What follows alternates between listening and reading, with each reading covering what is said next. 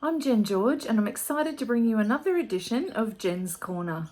Each month we explore upcoming local events, we sit down and have a chat with some of our local businesses, and we get a market update for what's happening in our region. This month we're diving into the open day that Caboolture Neighbourhood Centre is hosting in April. We'll be sitting down and having a chat with Lisa from Lisa's Willow Tree Cafe, and we'll have a market update of what's happened in March in the Moreton Bay region. Let's get into it.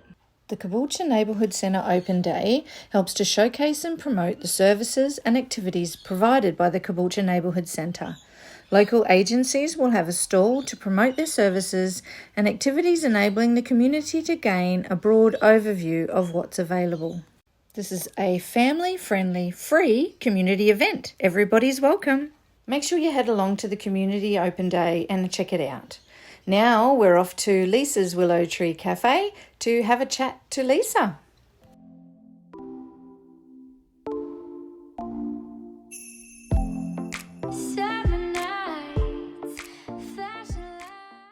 An interview once a month to send out to all my clients and to put on social media about the local small businesses because it's so hard. A lot of fundraisers. We've got one coming up next week. So next week is for that one's for Woodford School Chaplain. From prep to grade 10. And so we do continuous raffles. So there's a few of us that buy a lot of the things. Sometimes we get things donated, and then we charge a $10 entry fee. With that bit goes to me. That's their coffee and afternoon tea, and then the rest buy 3 raffle tickets for $5, and then that just goes into continuous raffles. So whether you spend $5 or $50, you're in every draw. So there might be 100 prizes, might be candles, hand towels, quilts, all sorts of stuff. Then we'll give that money to Woodford Chappie. We just did Days for Girls, so that's an international one.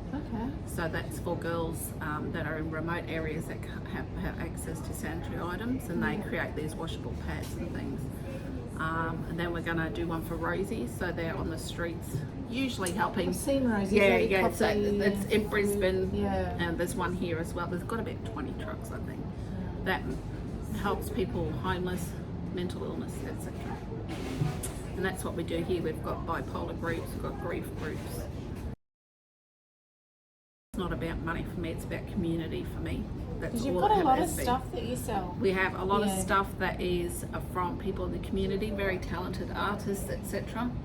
Where does all that money go? To them. To them? Yeah, straight to them. So we sell it for them. All we ask for them is that they tell people that we're here. And it keeps a lot of people occupied, and it keeps people that don't have a lot of money, just keeps that little bit rolling in so they can do something else, keep them active. And that's why we do trivia and things like that. It's only $5. We don't keep the money, it goes towards prize. So you're never going to win $1 million, but it's a lot of fun, and it keeps your brain, and it's another way of getting people together. And just helping. Yeah. And you have a lot of people work here, don't you? We do a lot of training. We do Better Together program. That's the other thing too, because they are funded by the government. We get nothing. We do it to help these people get jobs. So they come and do an orientation where I discuss about an hour, like what's appropriate, what's not appropriate, what's expected of you, turning up early, etc. And health and safety. And health and safety, rotation of stock, all those basic things. Then they come back and they do a one-on-one training where they have to bring somebody and they serve them right from the beginning to the end. They make their coffee, they make their food, they take their payment. And it's beautiful to see people's transitions from when you first meet them, because these groups are from 15-year-olds up to 60-year-olds that are getting back into the workforce, or because their marriage has broken up and they've got to get a job. Because that's 60 people every year. A lot of people don't want to do it because 60 people every year. Wow. That's there's a lot of people that also are on the spectrum doing it and things like that. So it takes a lot, and you have to be very patient. But to see somebody do something and come out of their shell, or knowing that you're making a bit of a difference to them, and even if it helps one person, it's worth it. And just have a laugh with people, because at the end of the day, even if somebody comes in and they're sad, I want them to leave happy. And you know, like a lady I haven't seen for the last 9 weeks because she had a knee replaced. She came today and she was that happy to be. She goes, the first place I wanted to come was here, and that is all you need. And it was so lovely to see her because her husband's had a shoulder injury as well, so I was like trying to help each other. So we do have a GoFundMe page at the moment that's done by one of our customers. Because it can be done for businesses, especially when they do things like we do, where we're organising for other people. We actually have done, so Rainbow Home Cares, they are a disability service, and we had an art exhibition for them last year. So their clients come in, create all the art, we put it up here for a month, we put a comment box, so people, it's all like getting positive feedback and what that painting resonates with you, how it makes you feel, and then it makes that person feel really good too.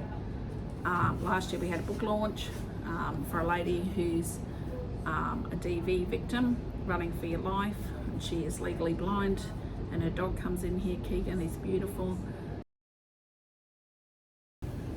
So your events at the moment, when you do have them, it's all on Facebook pretty much, and and like we do it, we put it up and we do tell people when we come in. I'm always, do you have a website that you?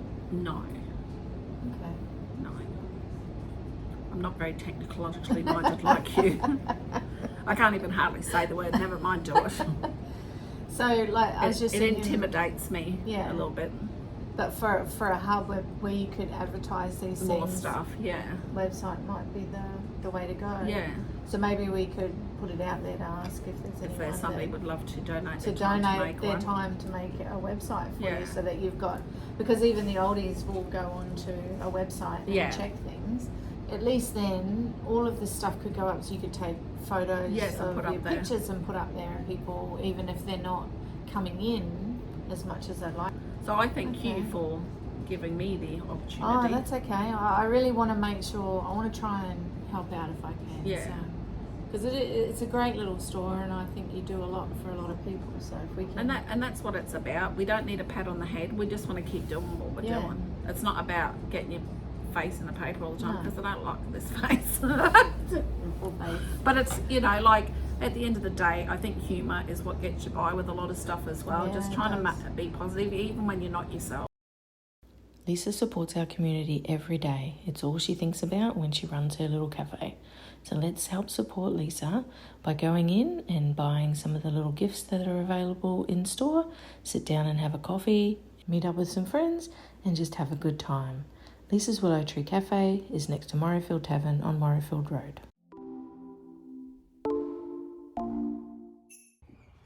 Now for our market insights into Caboolture region. There were 144 new listings in the last 30 days, which is a 22% drop on the 30 days prior to that. Of that, 64 properties sold, which is also a 22% drop on the previous 30 days. The average days on market is now 97 days for properties in the Caboolture region.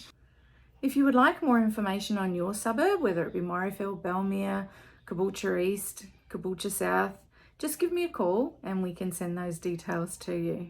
There's still plenty of buyer activity. We still have multiple offers coming in on most of our properties. That's a wrap up of our March insights for property sales in Caboolture. That's also a wrap for Jen's Corner. So that's it for March and our interview with Lisa. We thank Lisa very much. And if you would like to support our local cafes, please go in and see her. If you're looking for gifts for family and friends, she's got lovely handmade gifts in there that are made by our local community, and the money does go to our community members as well. Lisa also does need someone to help donate a website for her, so if you have got time on your hands and you're looking to pitch in, maybe get in touch with Lisa. If we could get something like that up and running for her, it would be amazing.